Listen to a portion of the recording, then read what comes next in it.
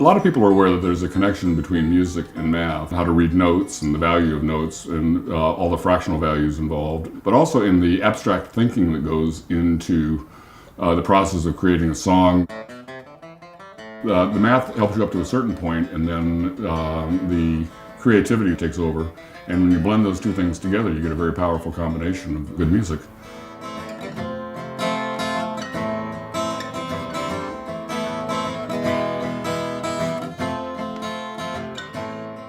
I graduated college in 1974 and started teaching in LA City schools. After 5 years of teaching, discovered that all I was doing was repair work with kids. Probably the most frustrating thing for teachers is to realize that you've got kids that are working 1, 2, 3, sometimes 4 years below grade level by the time they get to middle school.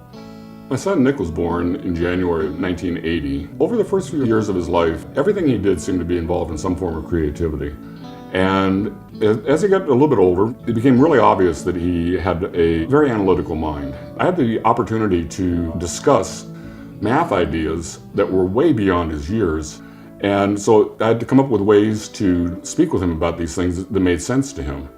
And that was when I started changing the language. So many of the things that Nick and I have done in our past have led to Mathnasium's corporate mission statement, which is to teach children math in a way that makes sense to them. I mean, Nick and I created thousands of pages of math curriculum. He and I were always incredibly close together, working collaboratively on everything that we did. I don't think I ever yelled at him once. On May 7th, 1999, Nick was working for our family electronics business, and I paid him, and he went out. He had a date that night. A few minutes before 5 the next morning, the phone rang. It was a call from a nurse at County General Hospital, and she said, I think you better get down here. Nick had fallen asleep at the wheel, coming home very late from the date. And as every teenage driver knows, you shouldn't drive when you're tired.